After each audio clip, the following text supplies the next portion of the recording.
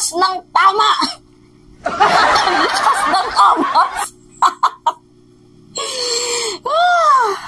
Ang akala niya ata guys, babanat din itong si former President Duterte. Eh, syempre, di ba, napaka-unpredictable talaga ng moves ni former President. Abay, akala niya, sasabihan niya naman ni Digong na, adik!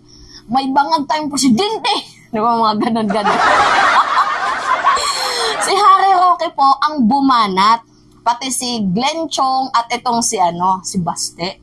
Ako lang talaga lubos na nahihiwagahan dito sa part ni Harry Roque. Kasi guys, hindi mo makitaan na lawyer. Promise, I swear, papanood ko sa inyo yung video. Hindi nyo guys makikitaan na as a lawyer or degree holder. Itong si Harry Roque. Kasi guys, yung naging mukha niya kagabi, para siyang may sinto-sinto. Literally, guys, para siyang nababaliw. Diba? Sa point na sasabihin niya na, tara magdasal tayo para sa 20 pesos na bigas. Yung mga ganon, na mga galawan niya. No wonder kung bakit natalo to nung eleksyon. Kasi ganito kalakas yung AMATS. Kung totoo man na ito'y gumagamit din ng fentanyl. Kasi kitang-kita naman guys yung side effect. Promise guys. Promise. Diba? Ako'y nagtatanong lamang ha. Kasi yung kanyang naging asta kagabi, mapapasabi ka na lang na, squatter ba to? Or mapapatanong ka na lang na, degree holder ba to? Gaanong kataas yung pinag-aralan nito? Puro yung nasa bibig niya, pulburon. Mga ganon-ganon. Kayo ha, huwag kayong magtitake ng pulburon ha, mga ganon. Pinapatamaan niya, as well as usual, pinapatamaan niya si President Bongbong Marcos. Pero ang akala niya kasi, babanat si Digong. Sabi niya, gusto ko mang banggitin ang PI na yan. Pero hayaan nyo na si former president yung magbanggit. Kasi yung other meaning ng PI, utang niya na. Mga ganon. Ayoko magbanggit ng kasi prayer rally to. Hayaan nyo na si former president ang magbanggit niyan. Eh itong si Digong, ang ginawa niya, tinawag niyang mabait. At sinusuportahan niya daw ang administrasyon. Eh di pahiya. Pahiya si Harry Mau. Grabe, baliw. Baliw talaga guys. Panoodin niyo muna to ha. Pag sinabing, I hate drugs, I will not take drugs. Masasabi ba nila yan? Baliw talaga Kayo ha? Diba? Huwag kayo magpupulburon. Masama yan. Pag kayo nagpulburon, papale-paleto ang desisyon nyo para sa bayan. Stop lang muna natin ha. Pag kayo'y nagpupulburon, pabaleng-baleng tong ang desisyon nyo sa bayan.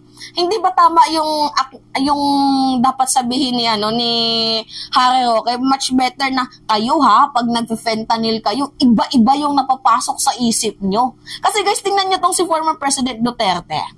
33 seconds, panoorin nyo ha. Kung gaano niya pinasalamatan, kung gaano niya tinawag na babait, at maayos at sinusuportahan niya ang ating Pangulo. Tingnan nyo ha, kasi lubos lang talaga ako na nahihiwagahan. From bangag, adik, may presidente nga sa narcolis, tapos ngayon, ito yung kanyang sinasabi. Pero si Bongbong maayong tao, wala yung ko'y problema ng president. Tinuod lang, suportado na ako kay buutan. Kung i-compare sa ako, he is a very dignified, respectful, humble.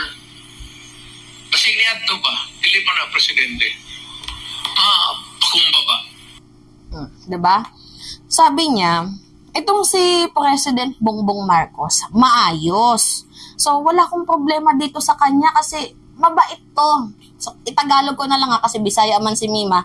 So, binanggit niya na, itong si President Bongbong Marcos, buutan. Okay, yung buutan kasi, mabait. So, mabait tong si President Bongbong Marcos kaysa sa akin. He is a dignified person. Diba? Binanggit niya pa na mapagkumbaba na tao. Ngayon, bumanat si Harry Roque. Literal na napahiya, guys. Promise. Tingnan nyo ito po yung kanyang pinagsasabi. Mali. Anong nangyari? Isang taon pa lang ang nakakalipas. Ang sabi ng isa, hindi ko kinakailangan ng charter change para umunlad ang Pilipinas. Isang taon pa lang ang nakakalipas. Ano na naman ang sinabi niya nung nakalipas na linggo lamang? Kailangan natin ng charter change. Pulburon o hindi? Baliw, no? Anong sabi niya nung nakalipas? Ang China ang pinaka-importante nating kaibigan. Ano ngayon ang sabi niya?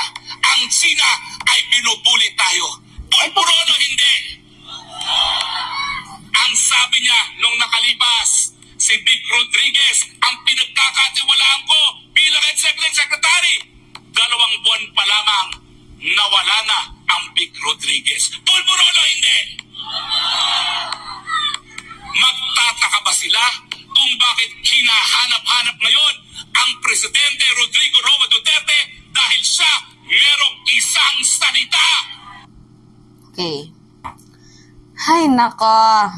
Alam nyo guys, dinidiin ni Harry Roque na kapag ang isang tao ay nagpupulburon, yung pag-iisip niya ay pabali-balentong daw.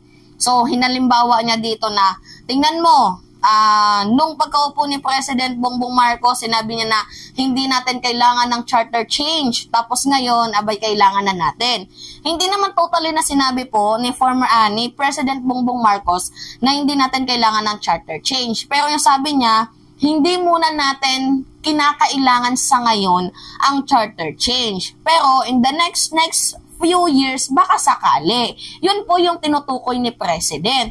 Alam niyo yung mas malala dito, yung nangako ka pero hindi mo tinupad. 'Di ba? 3 to 6 months, mawawala daw yung droga. Yan yung malala dito. Natapos na yung kanyang termino. Ang dami pa ding mga drug lord. 'Di ba? Ano yung sabi niya? Yung kaibigan daw natin ng China. Kasi nga, hindi naman natin nalaman sa mainstream media na winawater cannon tayo. Nilalagyan tayo ng floating barriers, binabangga ang PCG natin. Eh nung nalaman natin, kasi may news blocking sa panahon ni Duterte, ang ginagawa, binubuli talaga tayo. 'Di ba? Tapos si Vic Rodriguez daw, pinagkakatiwalaan kong tao. Dati yun. Eh yung naupo, nagbebenta siya ng posisyon eh. 'Di ba magkano yung kada isang posisyon? 200 million plus? Talaga nga namang, magtitiwala ka pa ba sa ganon? Grabe tong si Harry Roque. Baliw ba? Baliw. Lakas ba ng amats? Hindi ko mawari. Bakit to? Lawyer. Kayo guys, ano yung comment nyo? Kasi guys, sa napapansin ko, may something si Roque eh. May something. May something talaga siya. Hindi siya pang lawyer eh. Asal squatter yung kanyang ginagawa eh. 'Di ba? Pahiya. Ang akala niya kasi guys, babanat itong si former president. Eh ngayon, pahiya siya kasi hindi naman bumanat si Digong. Pinuri niya pa kamo. Anong say mo, Harimaw? Sakit na, no? Iniwan ka sa ere ni Digong. Sakit na, no eh. Ano pa yung unang ginawa sa kanya? Di ba sabi ni Roque, tinawagan daw siya ng presidente kasi nga, dahil daw anytime, pwede na daw siyang hulihin. Eh tapos yung lumabas naman pala, tumawag si Panelo, kinonfirm kung totoo ba. Ang sabi ni Panelo, hindi. O ngayon, sabi ko sa iyo, matandang ulyanin na yun si Digong. Hindi na nakikita yung good side ninyo. Diba? Hindi na nakikita yung kahalagahan ninyo, tapos ngayon kapit-tuko pa din kayo dyan. Tarantado. Anyway, yun lamang ho guys. Bakit tumutunog yung ano ko? Lumilindol? Si Kibuloy. Stop! Hindi guys, lumilindol. Anyway, yun lamang ho guys. At it's me again, si Mima Alicia nyo. Tagbabalik ulit para sa atin panibagong video.